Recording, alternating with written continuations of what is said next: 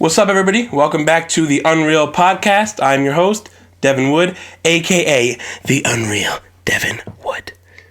That's creepy, right? It's kind of funny, though, so I think I'm going to rock with that. Anyway, today's episode numero tres. Got a little Spanish in me. I'm not Hispanic, by the way. For those of you watching or who know me or who have seen me, these are the guesses I get, okay, for what my nationality is. Dominican, Puerto Rican, Hawaiian, Samoan, Eskimo. Yes, I've got an Eskimo. Pretty much every kind of Hispanic you could ever think of. And I look pretty Hispanic, but I'm not. I'm actually, believe it or not, I'm half black, half Italian. Which is crazy. My mom, she's fucking wild, man. She liked black guys. I don't know, it was weird. And it's so funny because I'm like the Jackie Robinson of my family, right? I'm like the first mixed kid. So I just fucked around and came in and broke the color barrier. You know, I'm kind of the reason that they stopped using the N-word in my family. And I take some pride in that. So, but no, I was the first mixed baby. And basically, so since I have the skin tone from my dad's side, because he's black, so I have the darker skin tone with Italian features, and that mixed together looks very Hispanic.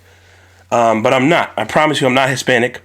But yeah, most people think I am. So, anyway, today's episode, if I can fucking speak right, the first thing I want to talk about is this clip I saw on the Steve Harvey show a while back, and it was this married couple. The woman's name was Dawn Cherie, I think, and I forget what the man's name is, but they were talking about this book that somebody had written, and it was called The 5 Love Languages. And in essence, what it basically says is everybody receives love in 5 different ways. And those ways are quality time, words of affirmation, acts of service or devotion, physical touch, and gifts. And pretty much what he said was that the problem is a lot of times we try to give people one of those types of love or, you know, a couple of those types of love in the way that we want to receive it. And if you think about it, that's where a lot of the disconnect comes in with relationships. Because, you know, you may want words of affirmation and gifts. And if you're trying to shower somebody with those things, but they don't want either of those things, they want something else, then it's going to be a problem. And we're so tuned to want to give people the same things we want to receive, because ideally in our own heads we think, okay, I like these things, this person must like these things too, but it's not the case. But I just thought it was interesting, and I'll put a link in the description to the interview they had with Steve Harvey where they kind of talked about it a little bit, and it's just interesting because just looking at this list. Like receiving gifts, definitely not me. I don't really care for physical gifts too much. I'm not a materialistic person. I don't need those things. Plus, I have my own money. So, those things don't interest me as much. Quality time, love quality time. That's probably what I like the most on this whole list. I just like spending time with a person. There's nothing to me that's better than just spending time with somebody you really care about. Whether that's friends, family, the person you're in a relationship with, but specifically when talking about relationships, definitely like the quality time. Words of affirmation, I don't know anybody who doesn't like that. I'm a fairly confident person. I never need anybody else to confirm the way I feel about myself. However, who doesn't like words of affirmation? You know what I mean? When you're at work and your boss tells you you're doing a good job, it makes you feel like it's worth it. When you're doing anything, those words of affirmation, they just let you know that what you're doing is good. And it kind of motivates you to keep doing that thing. Acts of service or devotion, that's another good thing, for me personally at least. Do the things that don't require you to spend money. Just ask me how my day is. It's very little things. Ask me how my day is. Show a genuine interest in the small things, Don't only be there. Don't only show up when something really good or really bad happens. Be there for all the times in between as well. And then physical touch. I personally like physical touch. I'm a big fucking cuddler, believe it or not. I'm like a goddamn teddy bear. Both look-wise and when cuddling. So, it's wintertime, ladies. Get you a big boy. We can keep you warm, that's for sure. When the summertime comes, stay the fuck away from me, because I'm going to be hot and sweaty. I'm big as shit, and my AC is going to be blasting my face. I need my space. But during the wintertime, though, sign up, ladies.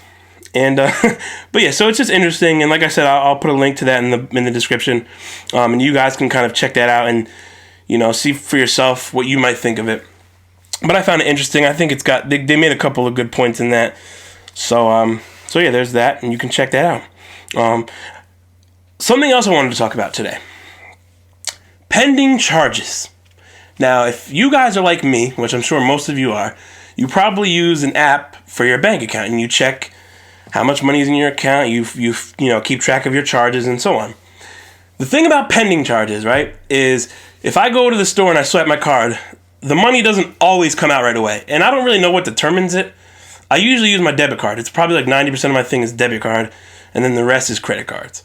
But I don't know why. I could do some research, but I really just don't give a fuck to do so. But when I swipe, sometimes the shit comes right out of my bank. I could check it 10 seconds later and the charge is there. Other times, nothing appears, right? Those are those pending charges, those fucking sneaky little hidden ninja-like pending charges that decide not to show up for several business days. Now think about it. You could fuck around and make swipe your card on a Friday, and that charge doesn't come out until like next Tuesday or Wednesday. That's where I really get fucked up, because I be spending on Fridays. I get paid every week, right? I mean, every other week. I get paid bi-weekly. I get paid on a Friday, and come Sunday, I'm like, fuck, I can't wait till my next paycheck. Like, bi-weekly is a weird thing to get used to. I've gotten used to it, but, because you get so much money. It's 2 checks. You're like, oh, shit. But you don't think about the fact that you got to wait 2 goddamn weeks to get paid again. So you spending two paychecks worth of money in like 3 days, and then you broke for fucking 12 days and 11 days, whatever the case is. But so yeah, the pending charges, right? So you can go to the store, and the thing is, I check my bank account pretty much after every charge, and it still continues to slip my mind that there are pending charges.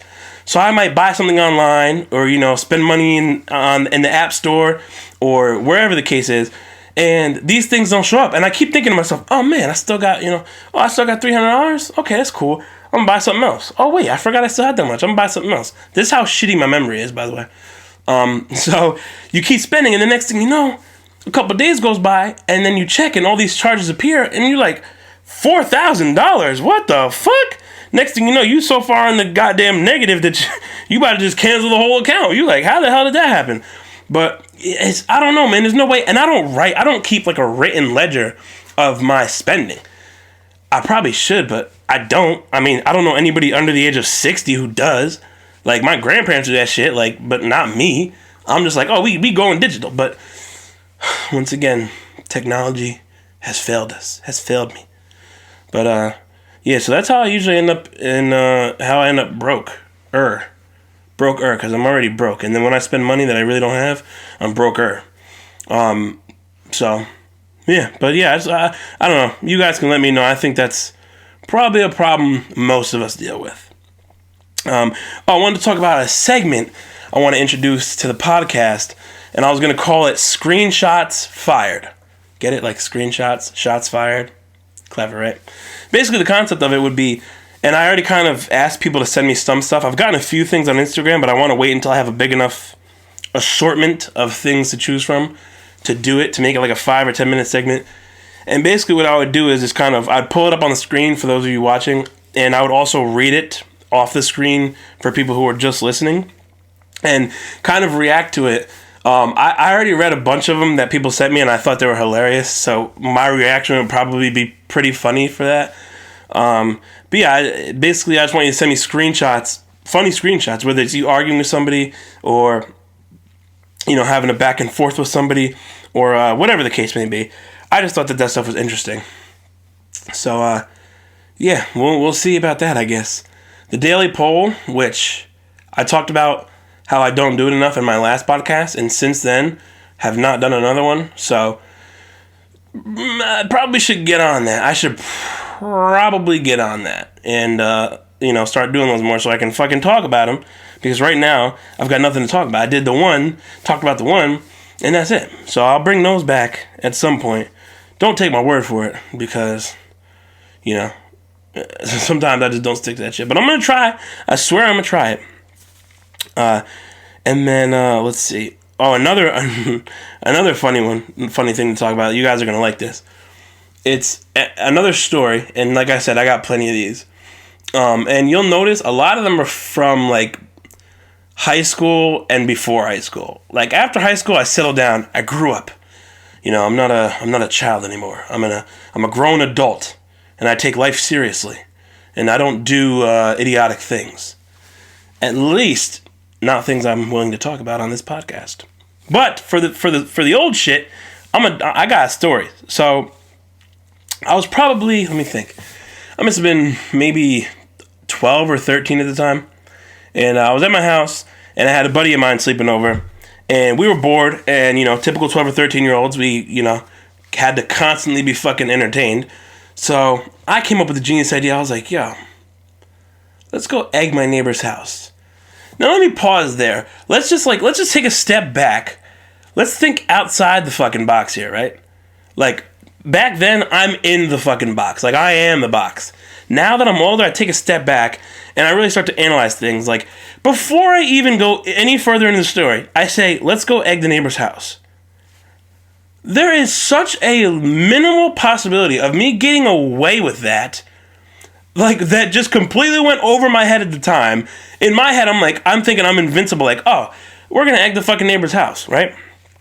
So we get a couple eggs out of my fridge, which, mistake A. Like, I didn't think about the fact that I would have to explain to my grandparents why the fuck a dozen eggs went missing, Like, what am I supposed to say?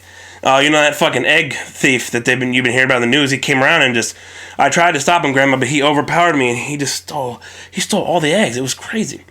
Like, what the fuck was I supposed to say, right? So anyway, but we don't think. We're 12, 13-year-old, we want to just go have some fun. So we grab the eggs, we go outside, we egg the neighbor's house that was like 2 houses down, all right?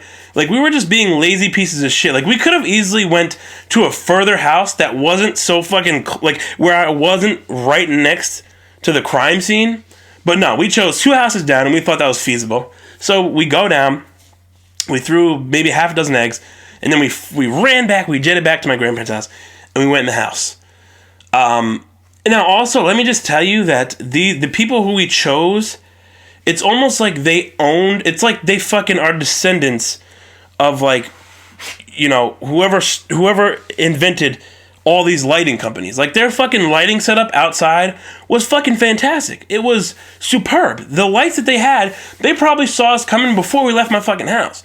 But we chose to pick this house, the most well-lit home in the fucking cul-de-sac, and we thought that this was a prime location to throw eggs, right? So that was mistake number 2. So we get back in the house, and we're all giggling. Yeah, man, that was sick. We fucking egged the shit out of their house, dude. Oh, yeah, fuck yeah, bro. We fucking threw those eggs, dude, right at their house, bro. I'm like, yeah, dude, totally. So, so we go back in the house. We're just laying there, and we're talking about egging the house. Mistake 3. That's like if I walk into it's like if I put a fucking ski mask on, and I walk into a bank with a machine gun, rob the bank, walk out, and I'm with the getaway driver, and the whole time I'm just talking about robbing the bank. Like, you don't do that. You don't talk about the fucking crime right after you committed the crime. Like, you talk about some other shit.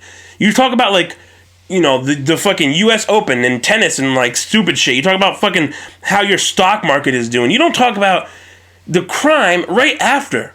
It's just amateur. Amateur.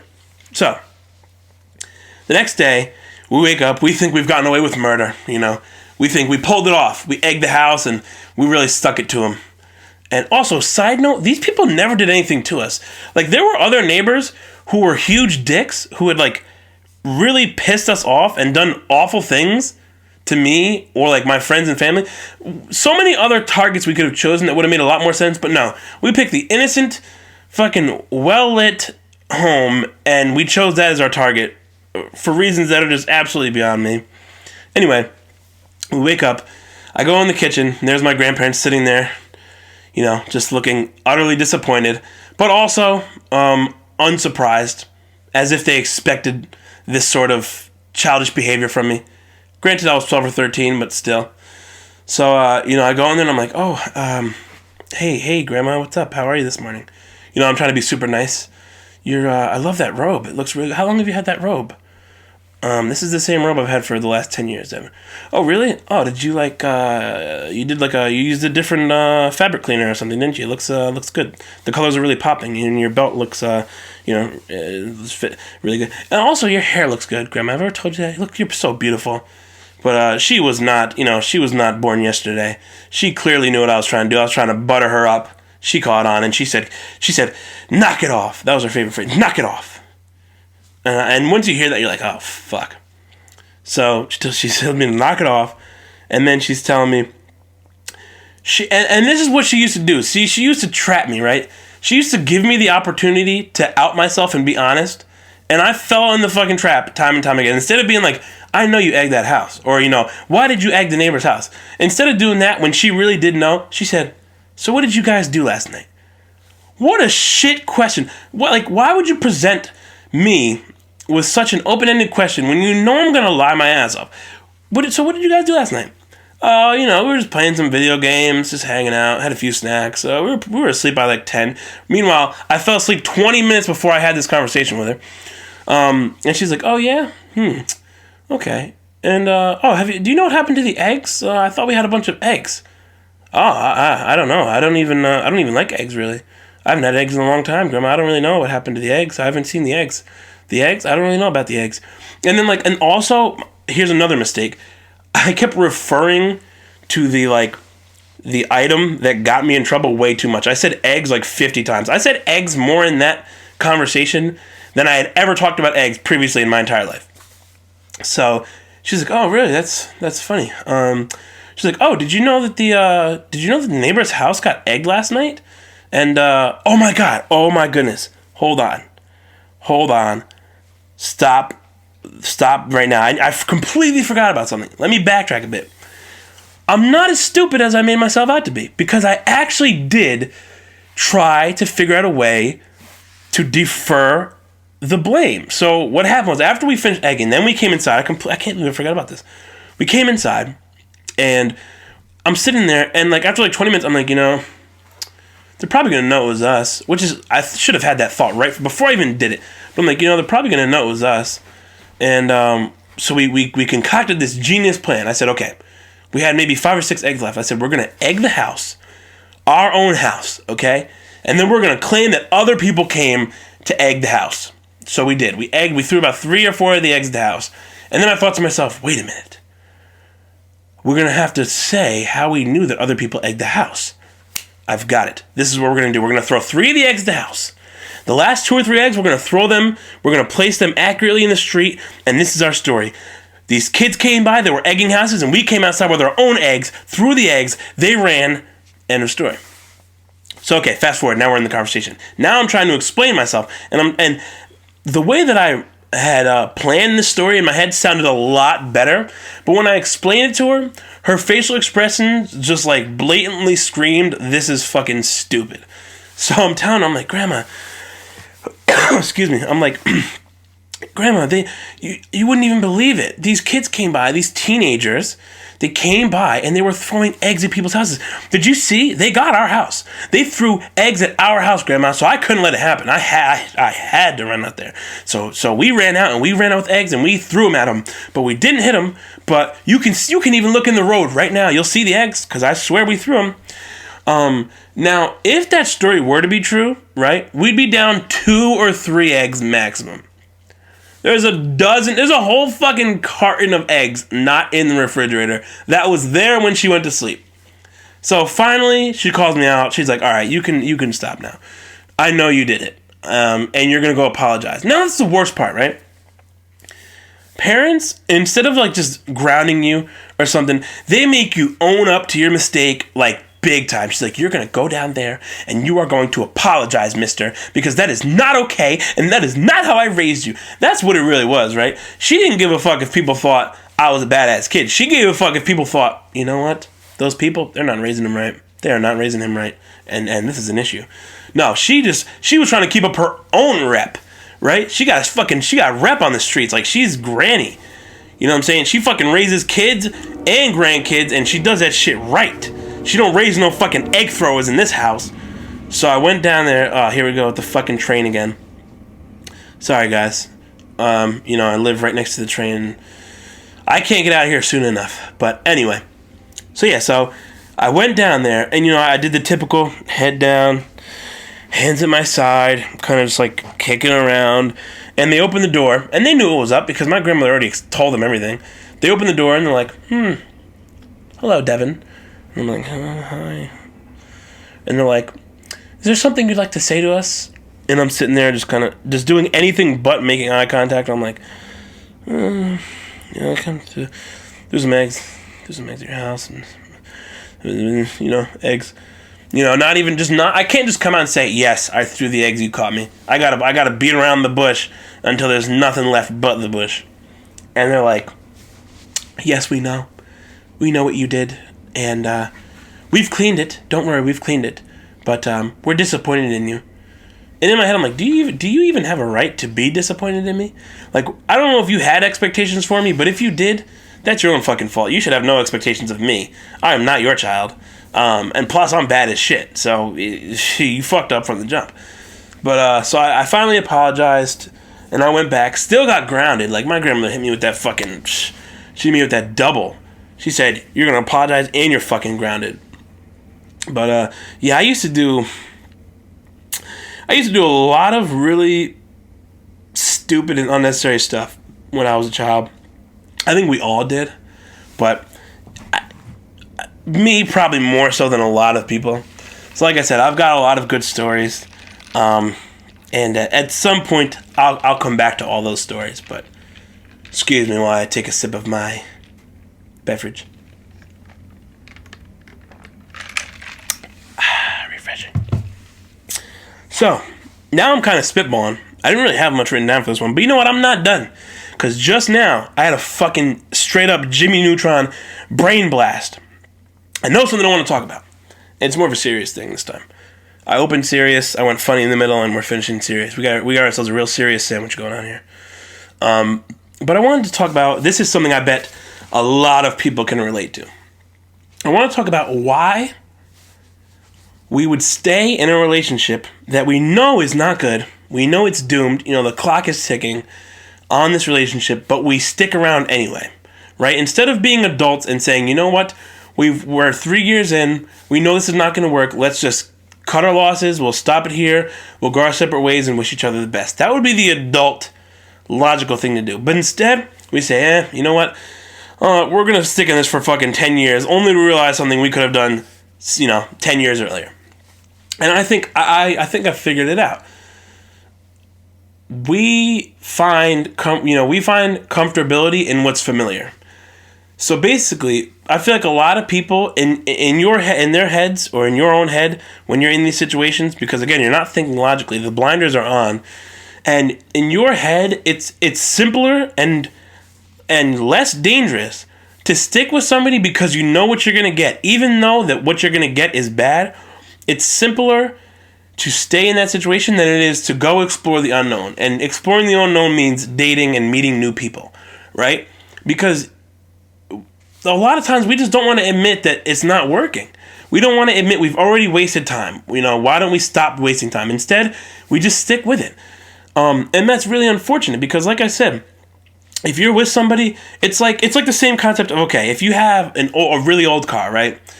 And you've had this car for 10 years and it's giving you trouble, but you know that car. You know that when you hit a certain speed, it's going to do this or that. You know that you can't turn too sharp because the wheels don't work right. You know what I mean? Like, it's a shit car, but you know the ins and outs of this car, and you're just comfortable because you know what you've got.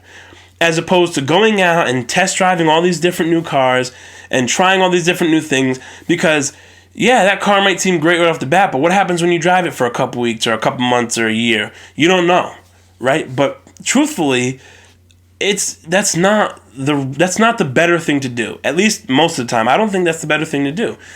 Because again, when you come to the realization that you're in a situation that is not working, it's bad for you, it's toxic, it's unhealthy, whatever it is, you need to realize that, cut it, and go. Like, that's it. You have to just let it go right then and there, which is obviously much easier said than done. But so many people are afraid of discovering something new. It's like we have this fear of the unknown. We don't want to go back into the dating world because we don't know what to expect, or because it's been so long. You've been in a relationship for 10 years. You don't even know how the fuck being single works anymore.